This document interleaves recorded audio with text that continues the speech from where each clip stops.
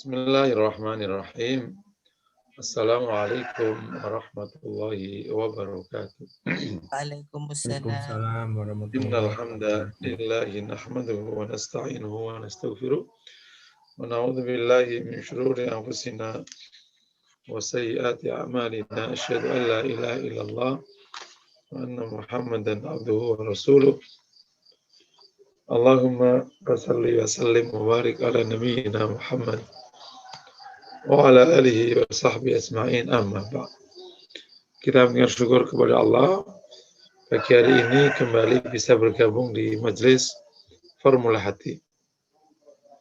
Semoga gabungnya kita di sini di majelis Formula Hati ini berlimpah barokah dari Allah Subhanahu wa taala. Amin ya Rabbil alamin. Berlimpah sakinah rahmat dari Allah. Majelis ilmu ini insya Allah nggak ada bedanya antara offline dengan online. Insya Allah tetap mendapatkan 4 fadilah yang dijanjikan oleh Rasulullah Sallallahu Alaihi Wasallam. Yang pertama, mendapatkan payung dari malaikat, insya Allah. Yang kedua, turun kepada kita semua rahmat. Yang ketiga, diberikan sakinah atau ketenangan oleh Allah. Amin ya Rabbil alamin. Makanya kalau yang lagi ada masalah macam-macam, ngaji aja. Yang terakhir nomor 4, insya Allah disebut oleh Allah di depan makhluknya yang ada di sisinya. Amin ya Rabbil alamin. 4 fadilah ini kita berharap semoga Allah berikan kepada kita semua di majelis Formula Hati ini. Amin ya Amin ya Rabbal Rabbil alamin. alamin. Sebelum materi, mari kita sejenak bersama Al-Quran, surat Yasin, ayat 13 ya, 12 ya. A'udzu billahi minasyaitonir rajim. Inna nahnu nuhyil mauta wa naktubu ma qaddamu wa atharahum wa kulla syai'in ahsaynahu fi kitabim mubin, fi imamin mubin. Inna nahnu nuhyil mauta. Sesungguhnya kami, kata Allah, membangkitkan orang-orang yang mati. Wa naktubu ma qaddamu. Dan kami akan catat, yakni kami akan balas apa yang telah mereka sodorkan, apa yang telah mereka kerjakan. Wa atharahum, dan bekas-bekasnya, yakni bekas-bekas dari perbuatan mereka. Wa kulla syai'in ahsaynah, dan segala sesuatu kami akan hitung fi imamin mubin, dalam kitab pokok, dalam imam yang nyata, yakni kitab pokok yang nyata. Di ayat ini Allah Ta'ala tegaskan beberapa poin. Yang pertama, inna nahyu nuhyil mauta. Sungguhnya kami menghidupkan orang mati. Nah ini Masya Allah sudah kita bahas beberapa kali tentang iman kepada hari akhir. Salah satu posnya adalah al-bi'ats atau kebangkitan. Di ayat ini Allah menggunakan istilah nuhyil mauta. Kami hidupkan orang yang mati. Ini termasuk salah satu ajaran yang orang Quraisy di awal-awal ini nggak ngerti-ngerti. Sehingga nggak yakin-yakin. Kok bisa ada orang mati hidup kembali? Tapi sebenarnya dengan iman, apalagi didukung oleh pengetahuan, mudah meyakini bab ini. Kalau menggunakan bahasa iman, Rasulullah dan di Al-Quran ini banyak sekali membuat analogi-analogi yang memudahkan orang mencerna bahasa ini. Allah yang telah menghidupkanmu dari sesuatu yang tidak ada. Allah yang telah menghidupkanmu dari air. Bukankah ia bisa menghidupkanmu dari sesuatu yang pernah ada? Paham ya? Kalau yang belum pernah ada, Allah bisa hidupkan. Apalagi yang sudah pernah ada. Demikian. Allah telah hidupkan banyak tanaman yang mati. Begitu disiram air hujan, semua hidup kembali. Demikianlah yang disebut dengan kebangkitan. Ini beberapa analogi yang digunakan Al-Quran dalam memahamkan kebangkitan. Tapi kalau pengetahuan luar biasa. Sangat mudah memahami bahwa memang ini penelitian terakhir bahwa manusia itu tumbuh dari sel. Air sperma itu adalah pembawa sel sebenarnya. Pembawa sel. Dia bukan dari spermanya. Memang tumbuh dari sperma. Tapi inti spermanya itu ada selnya itu. Dibawa oleh sperma. Nah, sel itu ternyata disimpan oleh Allah di ajbudhanab, di tulang ekor. Ada 4 triliun sel kalau tidak salah yang disiapkan oleh Allah menjaga kehidupan manusia. Oke. Sebagiannya bisa dipakai, sebagiannya tetap tersimpan rapi di sel itu. Dan yang menarik kita tahu, tulang ekor itu tidak rusak. Tulang ekor itu tidak rusak. Loh, Masya Allah. Jadi tulang ekor tidak rusak oleh kematian. Tetap dijaga oleh Allah. Artinya sel kita tersimpan di situ. Ketika Allah ingin bangkitkan, tinggal dikirim nyawa, selesai hidup kembali. Masya Allah. Terlalu ilmiah. Kebangkitan itu terlalu ilmiah. Gitu. Ilmiah sekali. Jadi kalau ada orang nggak percaya ada hari kebangkitan, di samping menyalahi iman, itu menyalahi pengetahuan. Yang kedua, menyalahi analogi biasa. Terlalu mudah bagi Allah untuk menghidupkan manusia yang sudah pernah ada. Apalagi selnya juga masih ada. Masya Allah. Ya, kami kata Allah akan hidupkan orang-orang mati. Nah, digunakannya kata kami, ini salah satu maknanya. Tentu Allah Maha Esa. Salah satu hikmahnya adalah karena Allah melibatkan. Ini adalah dalam rangka penghormatan, keagungan Allah menggunakan kata kami. Tapi salah satu hikmah yang kedua adalah Allah melibatkan hamba yang lain dalam proses kebangkitan. Allah melibatkan, ya, bukan dia, melibatkan. Allah menyuruh hamba yang lain untuk dalam proses kebangkitan. Di sana ada namanya malaikat Israfil yang disuruh meniup sangkakala oleh Allah Subhanahu wa taala.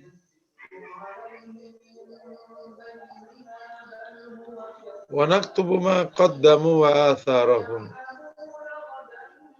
Dan kami catat apa yang telah mereka kerjakan. Jadi ketika orang dulu hidup, mereka berbuat, Allah catat. Yakni akan dibalas. Lebih tegasnya tadi, wa kulla syai'in ahsaynah. Segala sesuatu akan kami hitung. Yang dihitung oleh Allah, dicatat oleh Allah, dan dibalas oleh Allah Subhanahu wa ta'ala.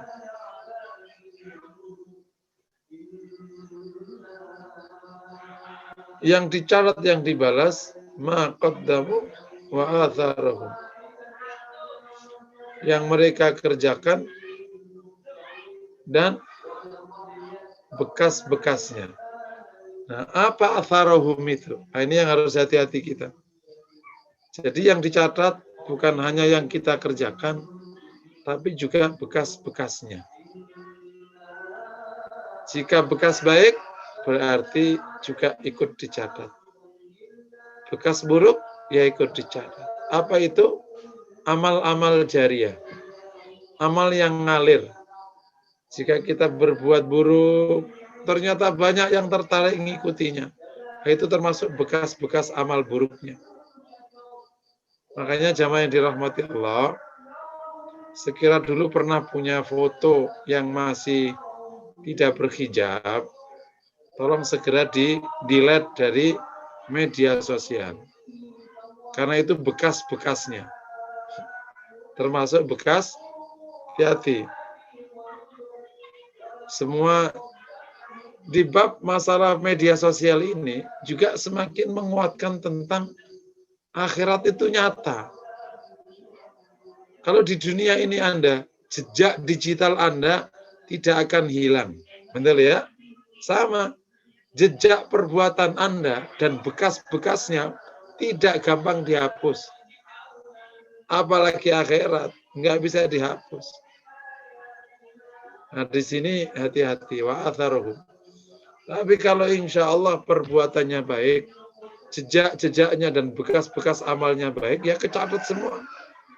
Makanya saya ajak jamaah sekalian untuk dari sekarang, sebagaimana saya pernah sampaikan tentang strategi beramal ya, salah satunya cari amal yang panjang dan luas manfaatnya. Contohnya dakwah, contohnya wakaf, gitu. Dari sedikit-sedikit, nggak perlu nunggu banyak. Kalau nunggu banyak, ya nanti nggak jadi-jadi kan. Wakaf semeter, 2 meter, sak bata, 2 bata. 1.000, 2.000, yang penting sudah mulai beramal. Karena yang dicatat itu bukan hanya ma qaddamu, tapi juga wa atharohum, bekasnya. Dan semuanya dicatat di sebuah imami mubin, sebuah kitab catatan yang sangat nyata. Kitab induk catatan yang sangat nyata. Ya, dari ayat ini semoga kita tergugah untuk sungguh-sungguh menyiapkan hari kebangkitan dan kita menjaga amal kita supaya baik dan bisa punya bekas baik. Jika ada kesalahan, ayo segera taubat. Dan jika ada bekas keburukan, ayo segera diperbaiki supaya tidak meluas dampaknya. Mungkin demikian, sejenak bersama Al-Quran, kita akan pindah ke materi. Tapi Bu Zuli dan jamaah yang dirahmati Allah, meskipun pengumumannya ini masih tentang tanda-tanda kiamat, saya ingin menyampaikan tema khususnya di momen ini. Ya meskipun ini bukan tahun baru kita, tapi faktanya banyak di antara kita yang dalam hari-hari penanggalannya pakai tanggalan ini. Saya suka menyebut penanggalan Syamsiah, bukan Masehi ya, tapi penanggalan Syamsiah. Yakni tanggal yang didasarkan pada pergerakan matahari, bukan pergerakan bulan. Apapun tanpa harus terikat dengan penanggalan ini, tapi faktanya banyak di antara kita dalam hidup hari-hari penanggalannya pakai penanggalan ini. Sehingga saya perlu mengambil momen baik ini untuk menyampaikan tema. Gitu ya, teman-teman yang dirahmati Allah. Izinkan temanya agak berbeda supaya kita bisa mendapatkan kebaikan di momen pergantian ini. Yakni muhasabah dan perbaikan. Nah ya, muhasabah dan kualitas diri. Contohnya gini, muhasabah dan kualitas diri. Ya, jemaah yang dirahmati Allah, tadi saya singgung tentang perhitungan tanggal. Salah satu yang agak unik itu adalah ketika ibu-ibu ngitung tanggal haidnya pakai tanggal Syamsiah, sering nggak kena. Ini agak unik. Kalau Ramadan kita alhamdulillah pakai Hijriah. Ya, Idul Fitri pakai Hijriah. Tapi kenapa kalau haid malah pakai penanggalan Syamsiah? Haid itu penanggalannya pakai Komariah tetap, tidak Syamsiah. Jadi biar insya Allah itu yang lebih tepat, nggak maju mundur. Kalau penanggalannya Syamsiah, Hijriah ya, Komariah. Termasuk dalam menghitung iddah harus Komariah, karena kita Islam ini menggunakan penanggalan Komariah. Jangan sampai semua hal terkait dengan waktu penanggalannya Masehi Syamsiah, suka nggak kena nanti. Ala kulli hal, kita di pergantian Syamsiah ini ya karena juga banyak perusahaan yang juga tutup buku dan lain sebagainya, maka tidak ada salahnya kita juga mengadakan evaluasi terutama hal-hal yang terkait dengan kebaikan dan kinerja. Allah Subhanahu wa taala berfirman, Ya ayyuhalladzina amanu taqullaha wa tanzur nafsum ma qaddamat lighad wattaqullaha innallaha khabirum bima ta'malun. Hai orang-orang yang beriman, takwalah kepada Allah dan hendaklah diri ini melihat apa yang sudah mereka kerjakan, apa yang sudah ia kerjakan untuk hari esok. Inilah konsep muhasabah. Muhasabah itu konsepnya adalah orang melihat apa yang sudah dikerjakan untuk persiapan hari esok. Hari esok itu apa? Hari akhirat. Ghad di ayat itu akhirat. Konsep muhasabah itu untuk perhatikan. Ada 3 poin. Sekaligus nanti kita bahas menjadi rukun muhasabah. Pertama itu melihat diri. Ini konsep muhasabah. Melihat diri. Melihat. Di masyarakat Jawa namanya mudiroso. Bukan meratapi. Melihat. Menyelami diri. Begitu. Yang kedua, yang dilihat itu apa yang sudah dikerjakan. Awas ya. Bukan sekedar apa kesalahannya. Jangan salah konsep. Apa yang sudah dikerjakan. Yang ketiga, orientasinya, standarnya itu adalah kebahagiaan akhirat. Ghad itu akhirat. Apa dunia nggak bisa dievaluasi. Ntar dulu, itu nanti konsep turunan. Aslinya muhasabah yang diajarkan oleh agama ini dalam rangka melihat apa sudah dikerjakan untuk hari akhir kita.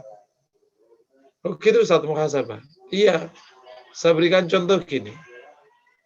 Kalau ada anak sedang menjalani ujian, ya kan? Katakan ujian masuk perguruan tinggi.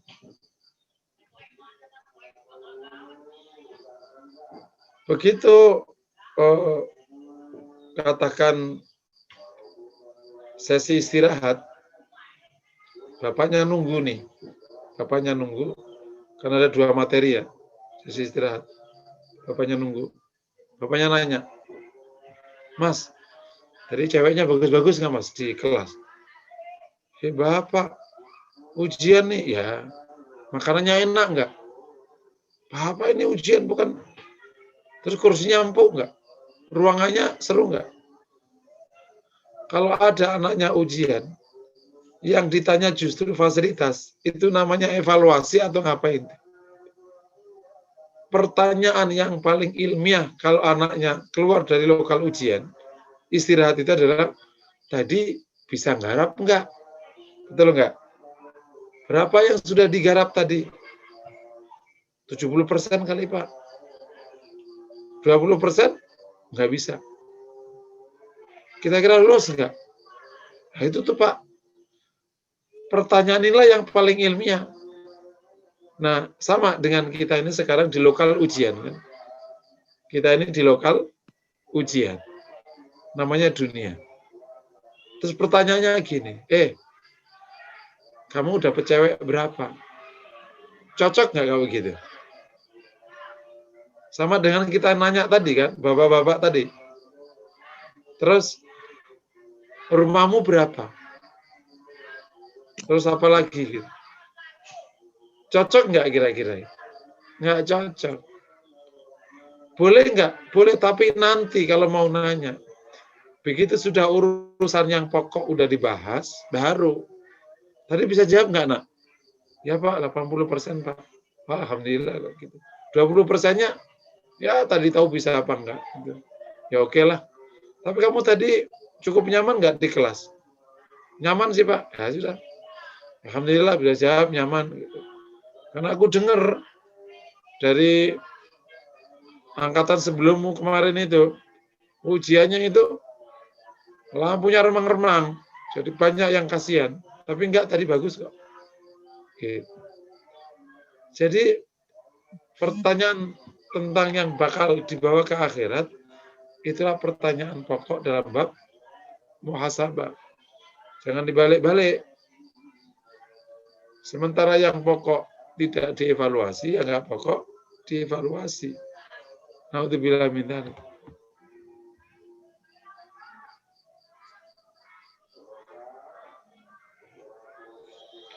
Oke, jadi konsep muhasabah itu tadi melihat diri apa yang sudah dikerjakan untuk hari akhir. Gitu. Dan muhasabah ini, Masya Allah, jadi kamu ulangi lagi dari konsep tadi, muhasabah itu sebenarnya tidak ada kaitannya dengan tahun, tidak ada kaitannya dengan bulan, setiap hari muhasabah itu. Kenapa coba? Karena setiap hari, sebagaimana juga materi sebelum kita tidak tahu kapan kita itu berakhir. Gitu. Kita nggak tahu kapan kita berakhir. Nah, jadi setiap hari, makanya di ayat tadi nggak ada kaitannya dengan hari. Cuman kenapa kok kita akhirnya punya momen-momen itu karena konsep teknis aja, gitu. Karena kebiasaan budaya, secara teknik ya perlu ada periode tertentu kita melakukan itu, itulah terjadilah yang terjadi. Artinya setiap hari, dan ini harus jadi budaya supaya kita terus bisa melakukan itu yang sebaik-baiknya. Kenapa? Dengan muhasabah insya Allah kita bisa melihat persentasi kebaikan dan keburukan. Kan yang dilihat apa yang sudah dikerjakan, berarti sekaligus apa yang belum dikerjakan. Ya kan? Kalau dalam bahasa anak ujian, berapa soal yang dikerjakan dan berapa soal yang tidak bisa dikerjakan. Ini penting. Supaya apa? Supaya kita bisa nomor 2, bisa melakukan perbaikan. Jadi dengan muhasabah kita melihat, kita tahu yang sudah bisa dikerjakan dan yang belum dikerjakan. Untuk kemudian kita juga tahu apa yang harus kita jalankan, gitu. Atau perbaikan apa yang harus kita lakukan. Yang nomor 3, dengan muhasabah, insya Allah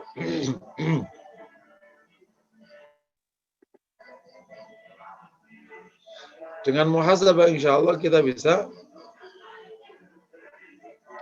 menyebut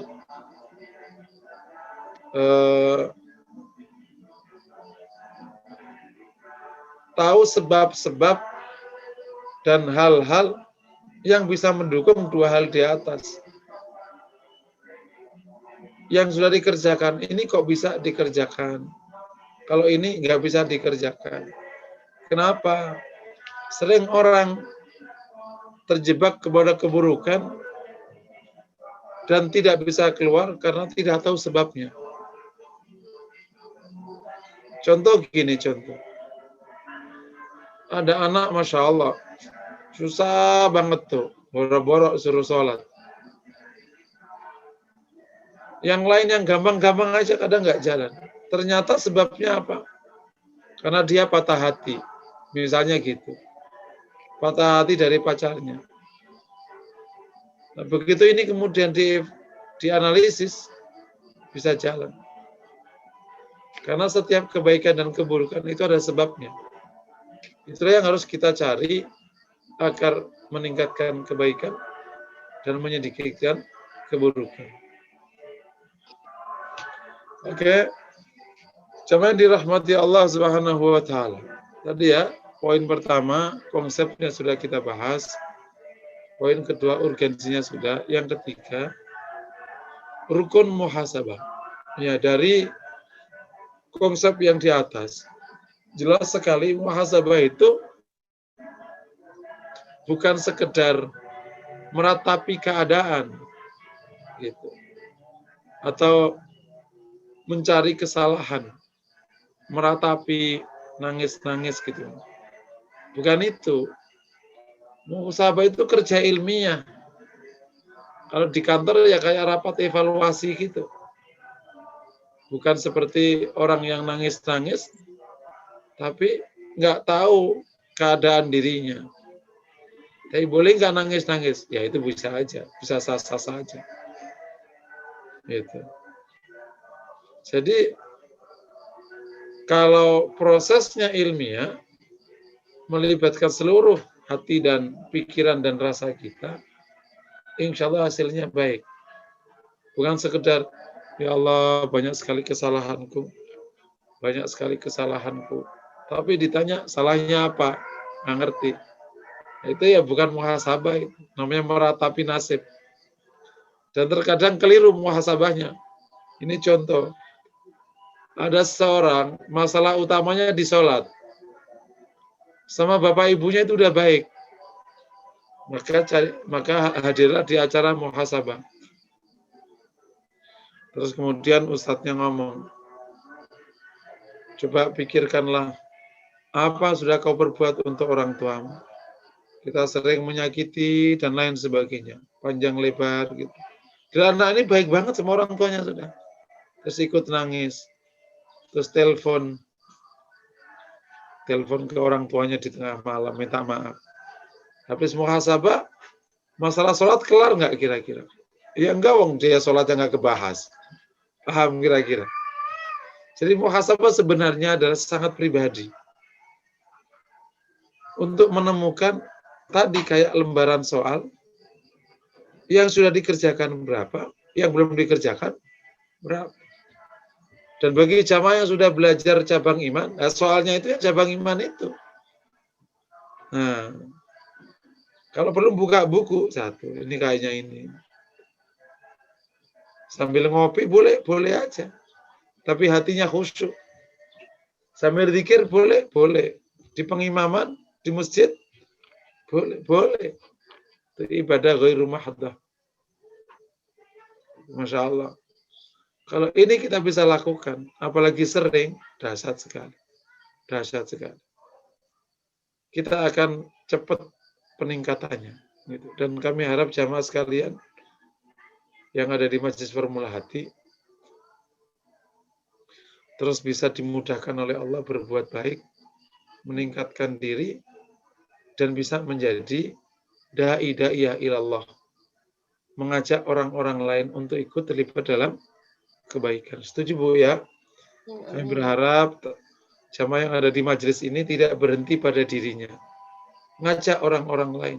Karena apa tadi? Ayat di surat Yasin.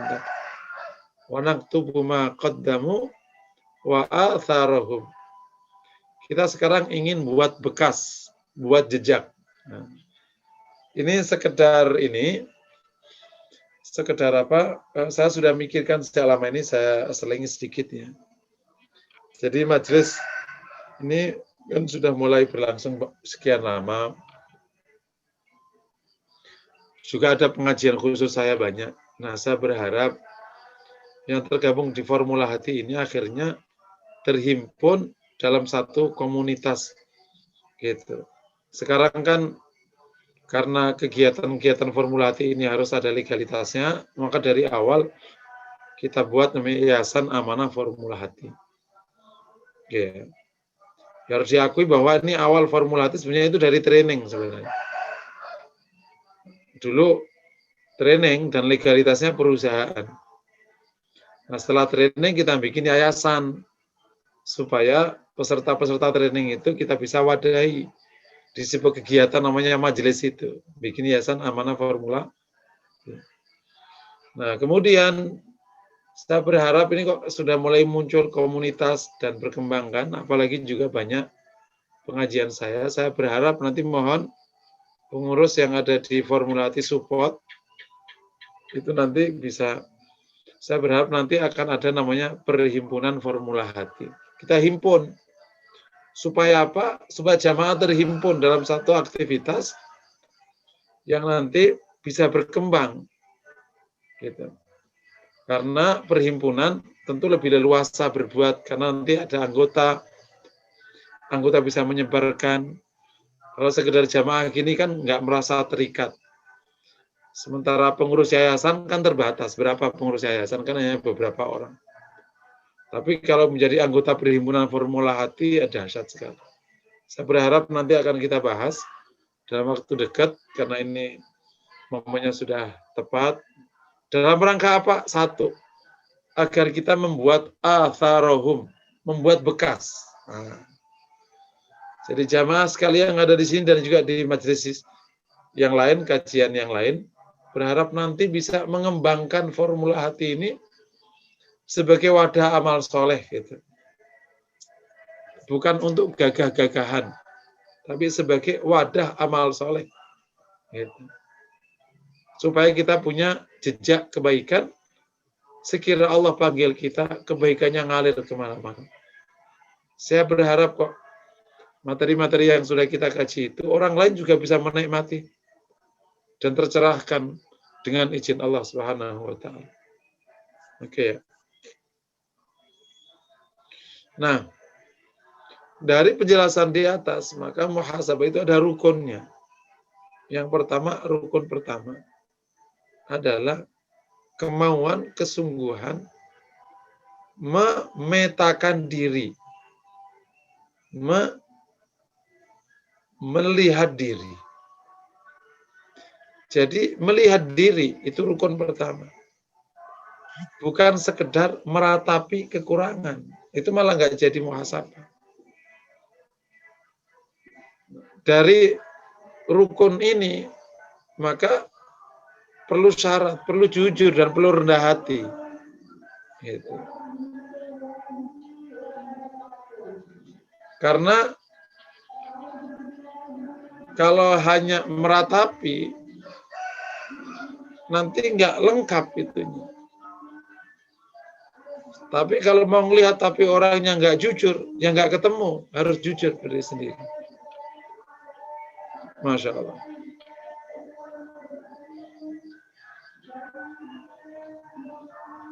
Yang kedua, rukunnya adalah apa-apa yang sudah dikerjakan dan apa-apa yang belum dikerjakan. Nah, di sini berarti perlu tahu ilmu tentang apa-apa yang harus dikerjakan dan apa-apa yang tidak boleh dikerjakan. Secara praktek, yang gampang untuk kita semua, Jawabannya adalah syu'abul iman, cabang iman. Jadi hidup ini ibarat itu lokal ujian. Kita ini punya waktu 63 menit. Nah, soalnya itu cabang iman itu. Kalau Baihaqi menyebutnya 77 cabang, nah itu soalnya.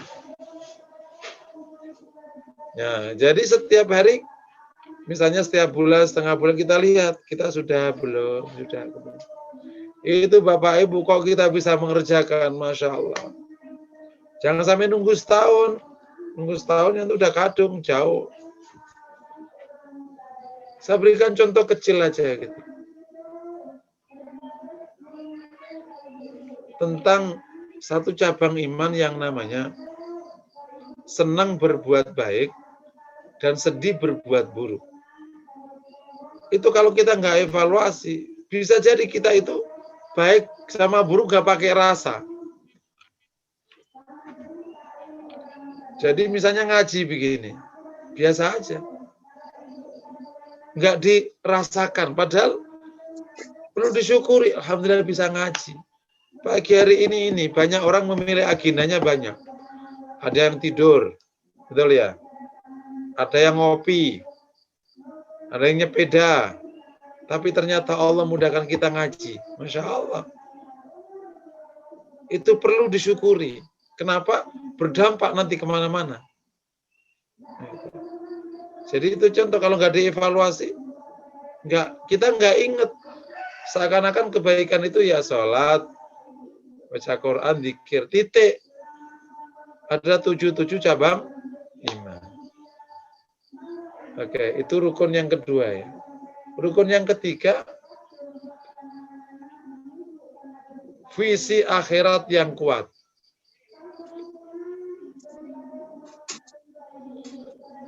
Tanpa visi akhirat yang kuat, maka standar yang digunakan ya bukan itu. Gitu. Ada orang ngomong gini, ya Allah, udah sekian lama hidup kok nggak jadi orang. Loh, itu muhasabah atau apa itu namanya? Itu bukan muhasabah. Visi akhirat. Karena yang rukun ketiga ini akan mempengaruhi rukun kedua dan pertama. Gitu. Perbuatan apa yang dilihat? Tergantung visinya. Paham ya? 3 rukun. Karena kalau visi akhiratnya nggak kuat, nggak akan melihat diri. Nggak akan melihat. Ya udah nyantai aja. Nggak ikut ngaji, halah. Pakai ngaji segala. Yang penting mendingan ngerokok dah. Ya, babe ini muda badung, tua-tua keladi. Malah menjadi-jadi. Ya, ntar juga bakal tobat diri, nggak usah lu bilangin. Kalau kayak gitu gimana coba? Kalau nggak punya visi akhirat yang kuat, ya nggak bisa merasa. Nah, semoga Allah, betul loh Pak, ini nggak gampang visi akhirat itu. Visi akhirat itu nggak gampang. Tidak serta-merta ketika umur 50 punya visi akhirat. Ketika pensiun punya visi akhirat, nggak serta-merta. Ketika sakit langsung ingin akhirat, nggak serta-merta. Gitu. Dan nggak serta-merta kalau udah ngaji visi akhiratnya kuat, nggak serta-merta. Bisa ngaji berkali-kali, visi akhiratnya belum keluar. Karena sebuah hasrat yang tinggi untuk selamat di akhirat. Masya Allah. Itu sudah levelnya zuhud. Kalau orang visi akhiratnya kuat, muhasabah dijalankan. Rukun pertama, kedua dijalankan. Dan kita akan melihat, ya Allah, ternyata sekian lama aku sudah hidup, baru 3 amal yang aku kerjakan. Selebihnya belum semua. Masya Allah. Naudzubillah min dzalik. Ternyata aku udah ngerjain, tapi banyak yang salah. Nah, akhirnya kita kejar. Masya Allah, muhasabah itu dahsyat sekali. Kalau Allah hidayahi muhasabah, insya Allah jalan kebaikan terbuka lebar baginya. Masya Allah. Oke ya. Nah, dari visi akhirat ya berarti perlu persyaratan. Untuk syarat untuk supaya menguatkan visi akhirat apa?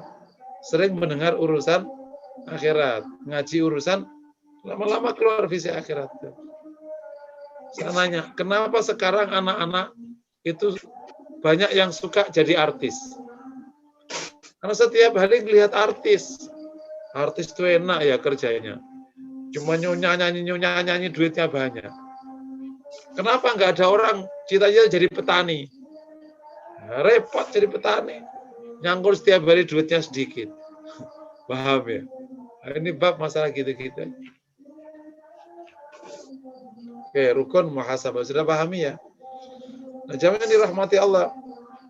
Begitu kita akhirnya memang menyelami diri, Masya Allah. Nangis kita betul. Nangis. Ternyata sekian tahun kita hidup, banyak perkara yang kita sia-siakan, banyak kebaikan yang kita mubadzirkan, dan banyak kesalahan yang kita minati. Kita akan mengatakan bodoh banget kita. Gitu. Bodoh banget. Kalau kita menyelami diri, melihat diri, kita akan berkata, ya Allah, 7 aja kok nggak kelar-kelar, padahal sudah 50 tahun. Ini belum.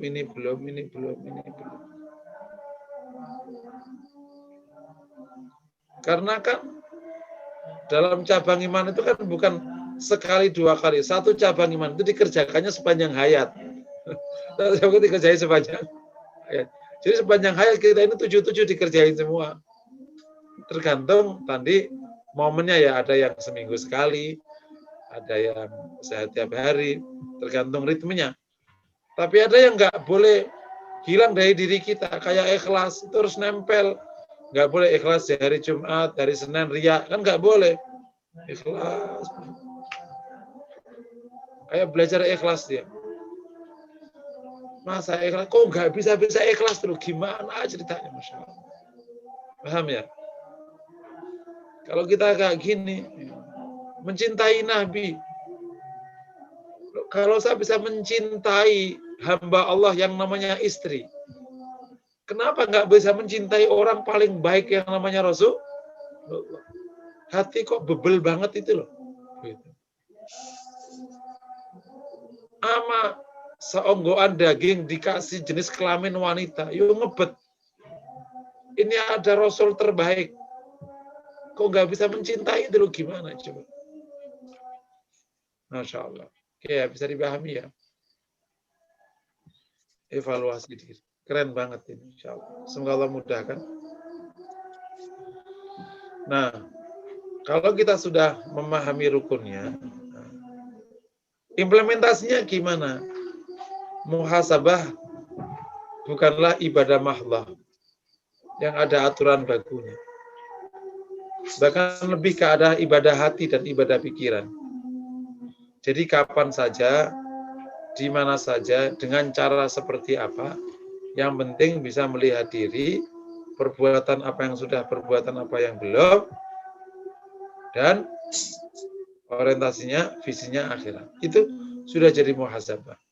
Bisa pagi hari kayak gini, habis ngaji nanti kita duduk, terus nulis, boleh. Nggak usah nulis sampai inget-inget, boleh. Yang penting tahu ilmunya. Apa hasil muhasabah? Poin keempat. Hasil muhasabah namanya qimah dzatiyah atau qimatul dzat, nilai diri. Hasilnya nilai diri. Hasilnya itu 3. Yang pertama bisa terjadi kesalahan. Waduh, ternyata ini salah ini. Ini yang paling fatal nih. Ini yang paling sering dipakai orang-orang. Kalau ketemu kesalahan. Yang kedua bisa jadi ketemu kekurangan. Aku sudah menjalankan soal keempat tapi masih kurang. Aku sudah menjawab soal ke-10 tapi masih kurang. Yang terakhir, menemukan kebaikan. Oh, ternyata aku udah bener soal ke-10, ke-75, ke-76. Nah, ketemu kan? Yang salah mana yang bener? Oke, sikapnya gimana? Yang salah ditaubati, diluruskan. Langsung digarap lagi. Di awal dari taubat. Yang kurang gimana? Sama. Ditaubati, disempurnakan. Taubat dari kekurangan. Yang pertama tadi taubat dari kesalahan. Yang ketiga, kalau ketemu kebaikan, disyukuri, ditingkatkan. Nah, paham ya? Kalau kebaikan disyukuri, ditingkat. Masya Allah. Kalau hasilnya, kan ada 3 kemungkinan ya. Kita menemukan yang salah-salah, maka harus taubati. Makanya taubat itu tidak hanya umum, ya Allah ampuni saya menyesal. Kalau bisa taubatnya itu memang khusus, ada taubat dari misalnya sholat misalnya, karena supaya terjadi perbaikan. Karena kalau nggak khusus, ya akhirnya nggak fokus. Kayak evaluasi itu kan. Terus, kalau ketemu kesalahan, ya ditaubati, terus diluruskan, dibenarkan. Kalau ketemu kekurangan, ditaubati, kemudian disempurnakan. Udah sholat, tapi ternyata tata caranya masih belum bagus, misalnya gitu. Sudah nyari nafkah, sudah halal, tapi masih banyak syubhat misalnya. Kalau bagi laki-laki. Jadi wanita ternyata apa, dan lain sebagainya. Yang terakhir nomor 3, kalau ketemu kebaikan. Nah ini penting. Kita tahu ada kebaikan. Kenapa perlu? Supaya disyukuri. Alhamdulillah bisa ngaji. Bukan untuk disombongkan. Ya, tapi disyukuri, dikembalikan kepada Allah. Ini evaluasi itu gitu. Bukan hanya menemukan kesalahan. Karena kebaikan ini untuk diapakan? Alhamdulillah aku sudah 1, 2, 3, 5. Bisa ditularkan ke orang. Gitu. Bisa dijadiin atharohum. Dengan izin Allah, kau kok sekarang bisa ngaji. Berarti ini aku share ke orang deh. Jadi kan kebaikan berkembang. Jadi kalau ingin tahu cara evaluasi, persis gunakan evaluasi hasil ujian. Udah, wah ini bagus nih. Aku ingat nih. Nah, ini bisa nih. Nanti jadiin apa. Ada kebaikan-kebaikan yang bisa dijadiin modal kebaikan berikutnya. Alhamdulillah, aku kok ternyata tahun ini bisa bayar zakat konsisten. Zakatku aku pindahkan aja ke sini deh. Gitu. Ternyata aku punya udah beberapa kali sedekah nih. Sedekahku bisa taruh ke sini deh. Nah, terus diperbaiki, ditingkatkan. Tidak boleh sama kan? Karena kalau mukmin sama, namanya rugi. Kalau lebih buruk ya namanya celaka. Jadi akhirnya lengkap ya. Nah, itulah yang terkadang disebut muhasabah itu harus diikuti 2 hal. Yang pertama taubat, berikutnya inabah. Jadi kita dari muhasabah itu harus ada aksi nyata secara istiqomah. Namanya taubat dan inabah. Kembali kepada Allah full. Disitulah muhasabah berarti. Makanya kalau kita bisa muhasabah dengan serius dan bisa berujung pada taubat dan inabah, insya Allah hasilnya luar biasa. Kalau kita bisa kerjakan setiap bulan sekali, dahsyat. Itu dahsyat sekali. Makanya sering-sering ke pondok. Kalau kita ingat, perlu punya. Kalau Rasulullah sebelum jadi Rasul sering ke Gua Thur, namanya tahanus. Setelah jadi Rasul etikaf. Sering-sering ke masjid, terutama masjid-masjid yang jauh dari lingkungan, untuk muhasabah, tafakur, keluar fresh, balik lagi. Gitulah cara. Dulu para ulama punya budaya kayak gitu. Ada namanya khalwah atau mujahar, apa saja istilah-istilah itu. Yang bisa digunakan, dia bisa bersama dirinya, tidak bersama sesuatu yang hari-hari sehingga bisa fokus. Jamaah yang dirahmati Allah, setelah sudah melakukan aksi nyata ya, yang bentuk tadi perbaikan, peningkatan tadi yang saya lengkap, yang bisa disebut dengan taubah dan inabah, maka selebihnya tinggal doanya yang banyak, terus meninggikan harapan kepada Allah agar Allah bimbing selalu. Salah satu doanya, la tuzigh qulubana ba'da idh hadaita. Ya Allah, jangan engkau cabut, belokkan kami setelah kau tunjukkan kami. Muhasabah itu salah satu bagian dari petunjuk Allah. Semoga terus di jalan yang benar dan kita bisa bertemu Allah dalam keadaan diridai Allah Subhanahu wa taala. Mungkin demikian materi pada sesi hari ini. Kalau ada pertanyaan persilahkan. Aku qouli hadza wa sallallahu wasallam ala Muhammad. Assalamualaikum warahmatullahi wabarakatuh.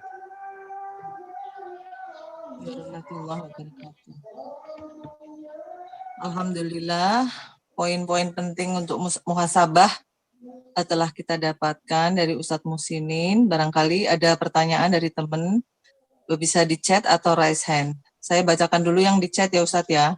Betul, Bu.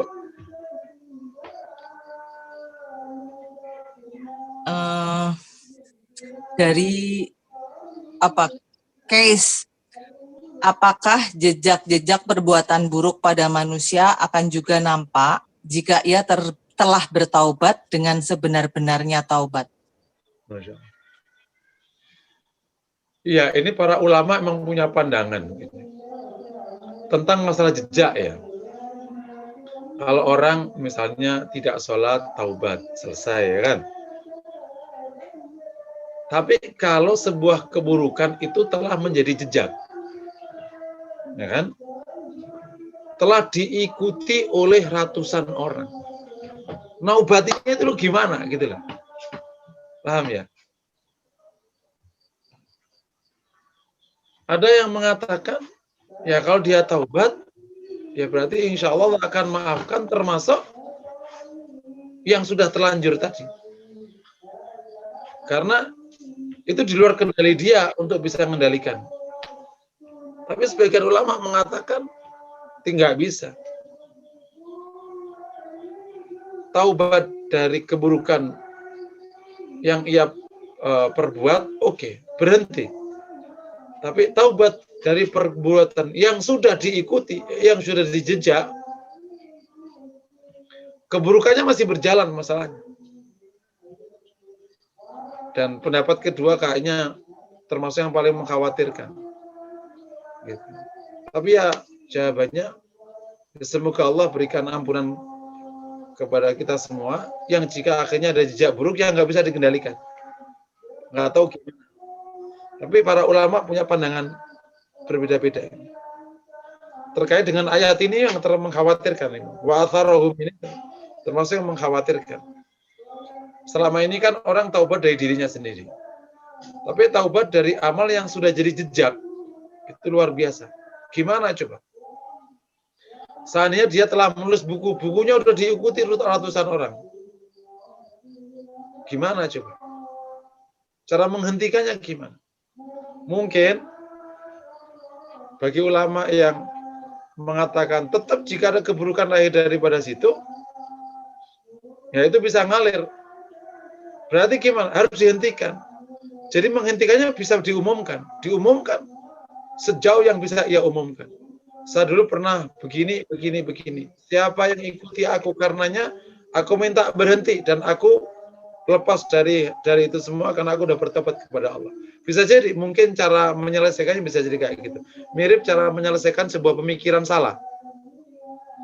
Seorang pemikir yang salah, yang sudah menghasilkan buku, cara menyelesaikannya dia bikin tulisan baru, disebarkan pula. Gitu. Kalau taubatnya begitu bisa jadi. Tapi kalau taubatnya hanya untuk dirinya, pikirannya nggak ditaubati, ya enggak. Dulu aku telah berbuat ini, aku dulu ngajari goyang ngebor, misalnya gitu. Sekarang aku udah taubat. Mohon jangan ada yang ngebor lagi. Aku tidak inginkan itu semua. Diumumkan sejauh yang bisa ia capai. Jika ada yang ngikuti, maka aku lepas darinya. Bisa jadi. Wallahu a'lam bishawab. Tapi yang jelas ya Allah Maha penerima taubat dan segala upaya untuk kebaikan semoga Allah bimbing. Wallahu a'lam bishawab. Barangkali yang dimaksud adalah dari pertanyaan ini, apakah setelah kita bertobat untuk diri kita akan muncul itu, Ustadz? Muncul apa, Pak? Muncul tadi barangkali ilham atau apa bahwa oh itu ternyata berjejak juga ke orang lain gimana gitu ya, Ustadz ya? Maksudnya gitu ya, Ustadz? Gimana, Ustadz? Oh enggak, jadi, yang pertanyaannya tadi. Jadi pertanyaannya begini, apakah jejak-jejak perbuatan buruk pada manusia akan juga nampak jika ia telah bertaubat dengan sebenar-benarnya taubat? Jadi kayak berproses gitu loh, Ustadz, di taubatnya tadi, Ustadz. Kayak apa, Mbak? Kayak seperti berproses. Awalnya bertobat terhadap diri sendiri, terus baru muncul, oh iya ya, aku berjejak juga gitu loh, Ustadz. Gimana, Ustadz? Bisa jadi. Emang begitu ya, Ustadz ya? Bisa jadi ya, bisa jadi, Bu. Nah, bisa jadi. Kalau gitu juga boleh, itu boleh. Berawal dari taubat, kemudian jejak-jejak itu mulai tampak. Iya. Terkadang sebagian taibin, taubat itu menyadari setelahnya. Oh ya, ternyata dulu gini. Ternyata dulu gini. Terus gimana? Ya terus dikejar. Gitu. Dan itu baik kalau malah tampak. Karena kan taubat dari amal yang sudah jadi jejak itu agak rumit kan, gitu. Itu Bu, insya Allah. Ya. Ini ada pertanyaan, minta referensi sudah dijawab, di-share Ibu Laura. Untuk menambah referensi 77 cabang iman, boleh di-share juga, sudah, silahkan di-download atau itu juga bisa di-foto atau apa, di chat ini ada. Pertanyaan selanjutnya dari Pak Bapak atau Ibu Yudi Nur Sejati. Assalamualaikum. Saya tidak tahu itu muhasabah atau bukan, tapi setiap malam saya tahajud, saya selalu merasakan tidak ada amal ibadah saya, sehingga saya hanya bisa bertaubat dan memohon belas kasihan Allah agar saya selalu dalam pelukannya. Itu bagaimana, Ustadz? Terima kasih. Ya, itu bagian dari muhasabah, cuma perlu disempurnakan. Udah, itu sudah mulai memasuki muhasabah. Setiap malam, Masya Allah.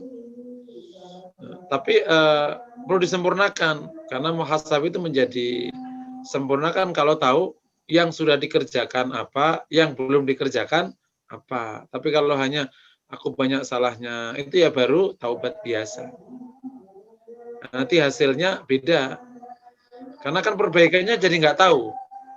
Gini kayak gini. Bapak kan juga orang perusahaan ya. Terus ada pimpinan ngomong kayak gini. Orang finance ngomong kayak gini. Aduh Pak, pusing Pak, perusahaan rugi, puyeng, sudah nggak ngerti, puyeng saya. Mas, kenapa itu rugi? Nggak ngerti, puyeng. Pokoknya perlu tambahan duit ini Pak. Loh kenapa? Terus diundang orang marketing. Kenapa itu kok puyeng dia? Ya aku juga puyeng Pak, nggak ngerti itu. Itu bukan muhasabah, namanya mengeluh. Perlu tahu. Mas sudah apa? Pak, selama setahun ini saya sudah membuat iklan, membuat ini. Tapi faktanya belum nendang. Yang kedua, memang saya belum begini. Jadi tahun ini saya ingin ini supaya nanti hasilnya bagus. Orang finance, betul Pak. Dia cuma minta duit mulu, padahal income-nya nggak ada dari market. Berarti ini iklannya jelek ini. Nah gitu. Oh kalau gitu, terus gimana? Ya kan sudah Bapak perintahkan, yaitu Pak mohon maaf, Bapak sudah perintahkan. Namanya minta maaf itu.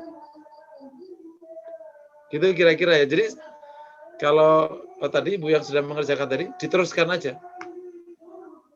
Makanya nanti ke depan tuh cabang-cabang iman tuh harus hafal gitu loh. Harus agak hafal gitu. 1 apa, 2, 3, 4, 5, 6, 7 hafal. Sehingga nanti perbuatan ini.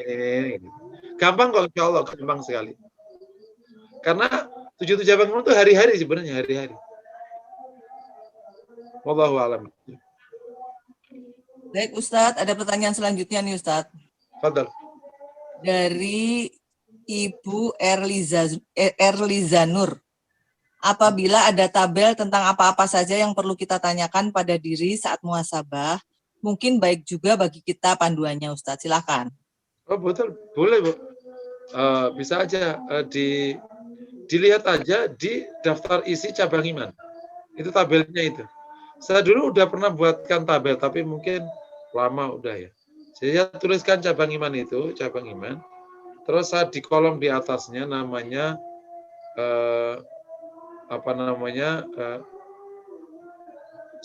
sudah dilakukan atau belum dilakukan, sudah dan belum. Itu satu kolom. Sudah dan belum. Kalau udah berarti udah, belum oke ya. Terus kalau larangan berarti sudah meninggalkan ya, berarti otomatis kalau larangan. Oh sudah, checklist. Terus berikutnya, di kolom berikutnya namanya nilai. Yang sudah itu nilainya berapa? A, B, C, D. Misalnya kayak gitu. Sholat misalnya sudah, tapi ternyata kurang. Nah, nilainya masih C. Gitu kira-kira. Nah, setiap cabang iman itu ada turunan. Misalnya kayak cabang iman memuliakan Al-Quran. Itu kan 19 ya. Memuliakan Al-Quran itu kan 19 ya, semoga tidak salah. 19. Nah, itu isinya kan ada 6. Membaca Quran. Kemudian memahami Quran. Menghafal Quran. Itu kita kasih turunannya. Jadi ada cabang iman, ada turunan dari cabang iman. Nah, ditulis. Sholat misalnya. Sholat fardu, sholat sunnah. Turunannya lagi jamaah, khusyuk. Itu turunan di bab sholat. Nah, itu semua di checklist. Masya Allah, kalau kita bisa melakukan ini, top. Semoga Allah mudahkan. Antum buka di buku cabang iman, ditulis di sebelah kiri. Ya, betul. Sudah tahu. Dibuat kanan kiri. Tapi nanti kalau turunannya nanti aja setelah sudah sambil mengaji aja. Kan setiap cabang ada turunannya, isinya apa aja kan nggak global gitu aja. Sholat itu kan ada sholat wajib, sholat sunnah gitu kan. Nah, sholat sunnah itu apa aja? 1, 2, 3, 4, 5, 6, 7, 8. Jadi satu cabang iman aja itu, Masya Allah. Ngerjainnya bisa luar biasa, Insya Allah. Tapi untuk awal-awal cabangnya dulu nggak apa-apa. Globalnya ya Ustadz, 77. Globalnya dulu, Ya, bertahap. Ya, baik. Saya bacakan lagi pertanyaannya Ustadz. Ya. Saya baca pertanyaan lagi ya Ustadz. Betul Bu. Nah, sebentar. Ini ada pertanyaan juga ya Ustadz dari saya. Apakah Ustadz ada kajian yang bahas 77 cabang iman? Kebetulan Pak Agung sudah ada playlistnya, ini udah dijawab sama Pak Agung. Jadi mungkin kita bisa ngejar dari sini ya Ustadz ya, sebagian ya Ustadz. Oh iya. Yang sekarang kajian cabang iman itu adanya bulanan. Oh gitu. Itu di majelis formula hati yang bulanan. Yang linknya Ustadz nanti jadi bisa ditambahkan ke teman-teman kalau link Zoom-nya Ustadz. Boleh nanti kalau jamaah mau gabung di situ kita kasih sambil nanti ngejar yang belum ya. Ya. Sekarang sudah sampai cabang iman ke 31. Ya bisa. Ustadz itu hari apa Ustadz? Kalau boleh saya jadi nanti bisa ingatkan. Sabtu subuh. Sabtu ke berapa? Sabtu pertama. Habis subuh ya. Habis subuh ya Ustadz. Ya. Berarti besok ada dong Ustadz? Besok ada. Besok ya. Saya minta linknya ya Ustadz ya nanti ya. Bu. Ya Bu, insya Allah. Oke, alhamdulillah. Nah, ya lalu pertanyaan selanjutnya dari Bu Wati. Ketika bermuhasabah agar tetap terjaga keikhlasannya atas amal-amal kita, bagaimana Ustadz? Dan apakah ketika proses muhasabah itu juga disertai dengan zikir-zikir? Oh iya, itu muhasabah itu setiap hari atau sebulan sekali seperti yang tadi Ustadz. Ya, nggak ada aturan bakunya, Bu. Karena kan itu ibadah ghairu mahdhah. Jadi kapan saja. Ya kayak setiap diri ngelihat aja kira-kira enaknya itu apa, seminggu sekali apa, mungkin seminggu sekali misalnya, sebulan sekali, masing-masing semakin sering semakin baik sebenarnya. Supaya langsung segera kayak orang evaluasi garap soal gitu. Nah, setelah zikir bagus. Zikir bagian dari proses pertobatan nanti kan. Itu bagus, dengan zikir bagus. Waktunya malam hari boleh, siang hari boleh, tapi malam tentu lebih khusyuk ya. Kayak habis subuh juga bagus juga. Ada sebagian ulama yang melakukan itu ba'da maghrib biasanya. Jadi ada orang setiap ba'da maghrib itu waktu untuk dirinya, nggak mau digabung sama yang lain. nggak mau diganggu sama yang lain, termasuk sama keluarganya. Gitu. Itu masing-masing diatur senyamannya aja. Allah alam bisa.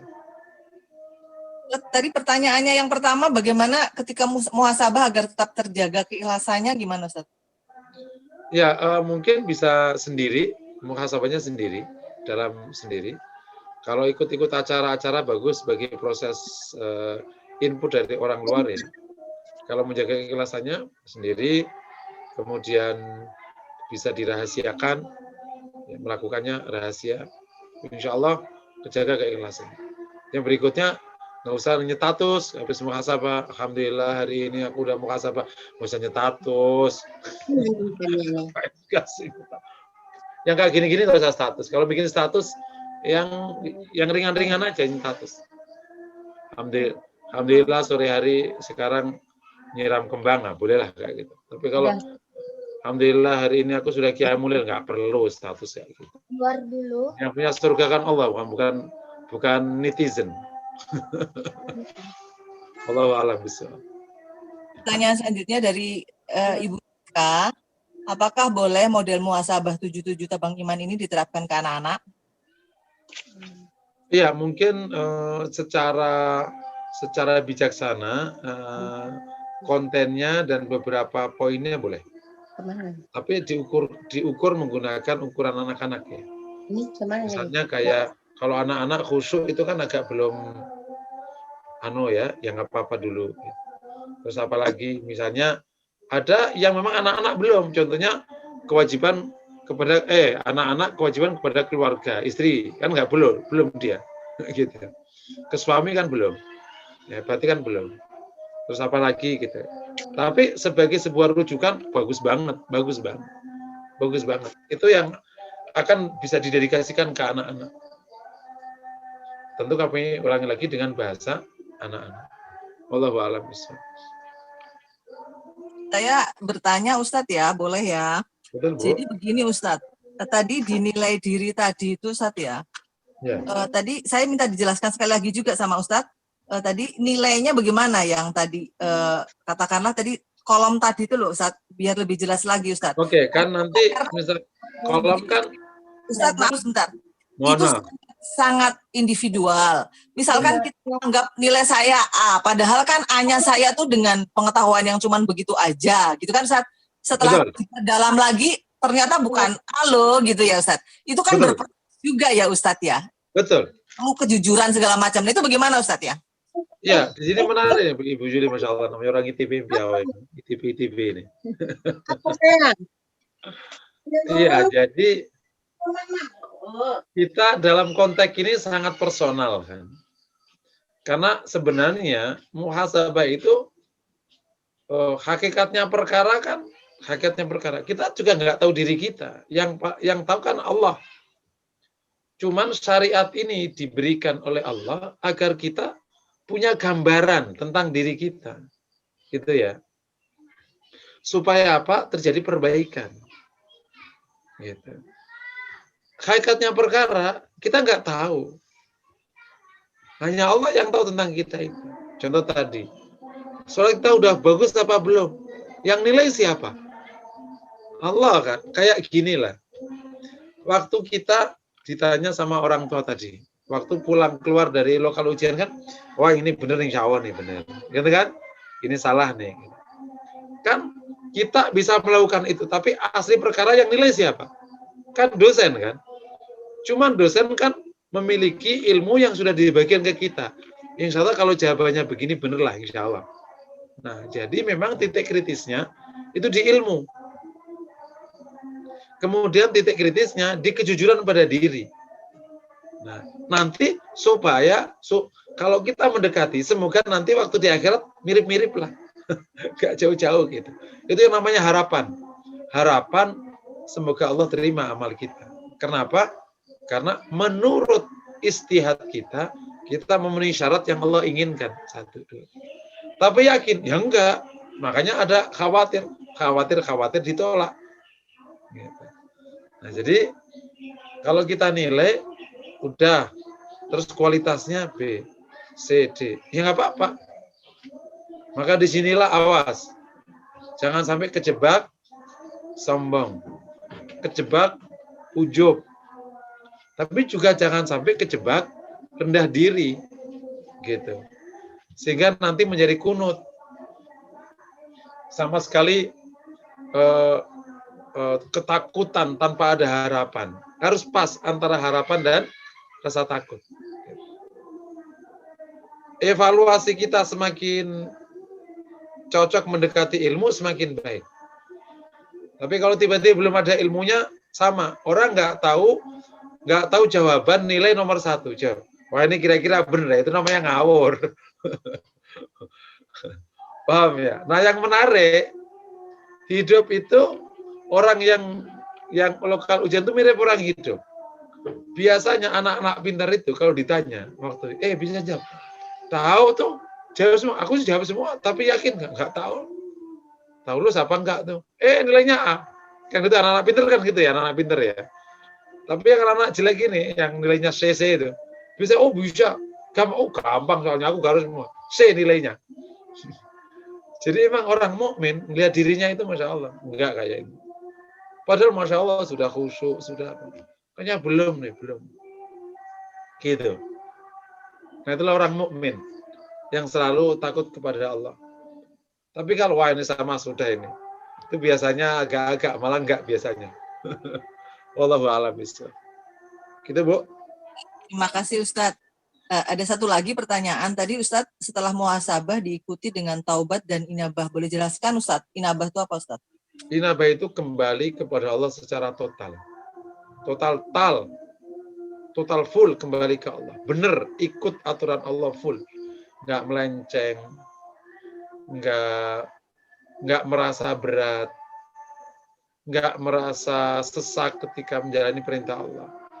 Nggak berat ketika menghindari larangan Allah. Ingin kembali ke Allah, udah full. Jadi hamba yang full taat. Itu namanya inabah. Pak Ustadz, saya ulang. Ibu saya non-muslim. Bolehkah saya mengucapkan selamat tahun baru? Kalau selamat Natal, beliau sudah tahu tidak boleh. Sekarang kalau tahun baru boleh nggak kepada ibunya yang non-muslim? Kalau tahun baru nggak apa-apa. Karena tidak ada kaitannya dengan ibadah. Gitu. Kalau yang Natal kan ibadah. Kalau tahun baru boleh aja, Bu, insya Allah. Meskipun bukan tahun baru yang kita pakai, tapi boleh. Karena termasuk kategori am. Itu hubungan muamalah biasa. Nggak apa-apa. Kayak ucapan selamat sukses itu boleh juga. Baik. Terima kasih, Pak. Bersama, Bu. Fadhil. Baik Ustadz, kajian bisa ditutup. Mohon didoakan buat teman-teman yang sedang sakit, teman-teman yang sedang berhalangan, atau yang sedang punya masalah, mohon segera selesaikan sama Allah gitu Ustadz.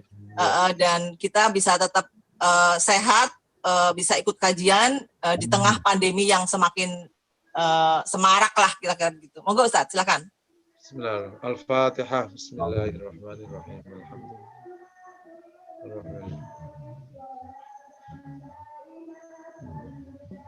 Bismillahirrahmanirrahim. Alhamdulillahirabbil alamin. Hamdan na'iman salli wa sallim ala Muhammad.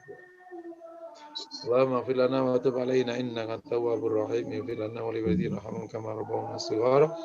Allahumma ati nufusana taqwaha wa zakkiha anta khairu man zakkaha ya Rahman ya Rahim. Allahumma rabbin nas idhi bil ba'as ishfina washfi jami' ahlina wa qalbina wa jami'il amrad min al-muslimina wal muslimat ishfihim anta ash-shafi la shifa illa shifa'uk subhanahu yughadiru saqam. Allahumma anzil alaihim ar-rahmah wal barakah wan nasr. Allahumma afina wa afihim wahfadna wahfadhum wansurna wansurhum bi rahmatika ya arhamar rahimin. Allahumma ya Allah, sehatkan kami, Engkau yang Maha memberikan kesehatan ya Allah. Sehatkan kami semua. Jagalah kesehatan kami semua ya Allah. Sembuhkanlah orang yang sakit di antara kami ya Allah. Sembuhkan orang sakit di antara kami ya Allah. Dari segala macam bentuk penyakit, termasuk penyakit yang sekarang menimpa kami ya Allah. Ya Allah, selamatkan kami, jagalah kami, tolonglah kami, berkahi kami ya Allah. Tunjukkan kami ya Allah, tunjukkan kami. Wansurna wa'fadna wa'afina wa'afu anna Rabbana atina fid dunya hasanah wa fil akhirati hasanah. Sallallahu wasallam ala Muhammad wa alihi washabbihi wasallam. Alhamdulillahi rabbil alamin. Amin ya Rabbal alamin. Subhanaka Allahumma wa bihamdika asyhadu an la ilaha illa anta astaghfiruka wa atubu ilaik. Assalamualaikum warahmatullahi wabarakatuh.